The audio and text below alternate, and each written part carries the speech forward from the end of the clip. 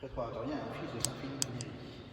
Le fondateur a une très grande importance, sa vie spirituelle, son charisme, ce qu'il a légué à l'oratoire, importance proportionnelle à la manière dont il avait de se mettre en avant, qui était assez nulle. On disait qu'il parlait peu durant les rencontres de l'oratoire. On lui a demandé comment est-ce que vous faites pour être si bien obéi. Il disait parce que je commande peu, et de fait.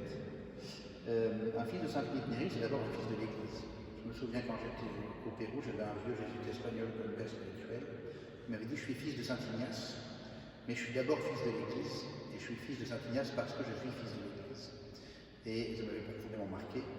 Et saint Philippe Néri, qui était un prêtre du diocèse de Rome, très lié à différents papes d'ailleurs successifs, très lié à la vie ecclésiale de son temps, a légué à l'oratoire ce sentiment d'être pleinement en partie de l'Église et aimant profondément l'Église universelle. Prêtre aux frères séculiers, parce que saint Philippe n'a pas voulu que les oratoriens soient religieux. C'était la première fois qu'il y avait dans l'Église un groupe de prêtres qui vivaient ensemble sans prononcer de vœux. Donc il a fallu créer un nouveau statut canonique à cette époque-là, qu'on appelait la société d'une commune sans vœux. Saint Philippe voulait qu'il n'y ait pas de vœux parce qu'il voulait que seul le désir de rester fasse rester à l'oratoire, et non pas le fait d'être lié par des vœux. Donc, il ne voulait pas notamment le vœu de pauvreté qui fait qu'on ne possède plus rien, parce que pour qu'un oratorien ne soit pas contraint à rester, parce qu'il n'a plus les moyens de pouvoir quitter sa communauté. Alors, il aimait beaucoup la vie religieuse par ailleurs, il a fait rentrer beaucoup de monde à la compagnie de Jésus. Saint Ignace l'appelait la cloche de la compagnie, parce qu'il faisait rentrer du monde, il ne rentrait pas lui-même. Mais pour l'oratoire, il a voulu donc que ce soit des prêtres séculiers. Ça veut dire aussi des prêtres qui vivent dans le siècle, qui sont dévolus entièrement à la mission séculière, comme les prêtres diocésains, mais en menant la vie commune et avec la stabilité à vie au même endroit. Il y a aussi dans le mot séculier, donc le siècle, il y a le monde. Et saint Philippe a profondément aimé son temps, son époque et ses contemporains. Il est pourtant arrivé à Rome à un moment très difficile. Il venait juste d'y avoir le grand sac de Rome par les armées de Charles Quint, qui avait tout dévasté. Pas sur l'ordre de Charles Quint, donc il avait tout dévasté, tout était à reconstruire. On est à la fin de la Renaissance, une période un peu morose au niveau de l'évangélisation pour l'Église, et l'Église peine profondément à se réformer à ce moment-là. Il faudra attendre le Concile de Trente, quelques années plus tard, au milieu de la vie de saint Philippe Néri à Rome, pour que la réforme soit profonde et pérenne. Et saint Philippe, plutôt que de se lamenter sur les malheurs de son temps, a choisi d'aimer profondément ceux qui l'entouraient et de promouvoir, d'encourager ce qui est beau, bon, vrai, autant que possible, et donc de faire reculer le mal, non pas en se lamentant contre le mal, mais simplement en ayant le désir de faire progresser ce qui est bon, ce qui est bien.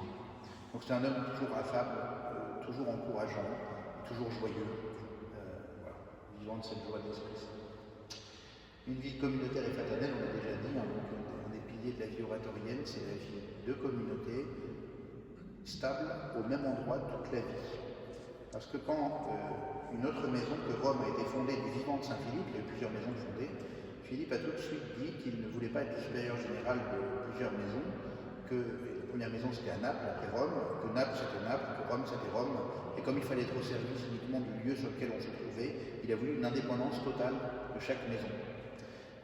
Et une confédération des oratoires qui regroupe les oratoires du monde, il y en a 90 dans le monde à peu près, 80 en fondation et 90 érigés, mais il n'y a aucun lien juridique, il n'y a pas de supérieur général. Et le pape érige directement chaque petite communauté oratorienne, d'où le temps que prend la fondation. Donc la stabilité, je viens d'en parler. Au service d'un oratoire séculier et du diocèse, la congrégation de l'oratoire, c'est-à-dire les prêtres et les frères, sont au service d'abord de ce qu'on appelle l'oratoire séculier. Ceux qui, parmi les fidèles laïcs de tous âges, de tous états, ont le désir de participer à la vie de prière de l'oratoire et à ses apostolats. Donc la congrégation de l'oratoire est au service de cela. L'oratoire séculier, ce n'est pas que des gens qui viendraient d'ailleurs uniquement à la messe ici, ça peut être des gens qui sont investis dans leur propre paroisse, qui continuent à s'y investir profondément, mais qui viennent à l'oratoire pour tel ou tel temps d'exercice spirituel. Voilà, donc il y a un lien fort avec cela. Saint Philippe est devenu prêtre assez tardivement à l'âge de 34 ans, il a commencé à évangéliser dans Rome sans être prêtre et à rassembler autour de la parole de Dieu beaucoup de gens très différents sans forcément même penser être prêtre.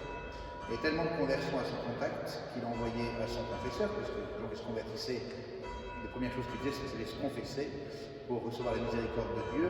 Et ce confesseur lui a dit, écoute, tu vas devenir prêtre et puis tu les confesseras toi-même en partie, parce que ça commence à faire beaucoup. Alors au-delà de l'anecdote, beaucoup d'autres choses qui sont liées, mais en tout cas, l'apostolat des laïcs a une place fondamentale dans la vie de l'oratoire depuis toujours, parce que Saint Philippe a commencé à évangéliser comme laïc. C'est en vertu de son baptême qu'il s'est senti cette mission d'annoncer l'amour de Dieu.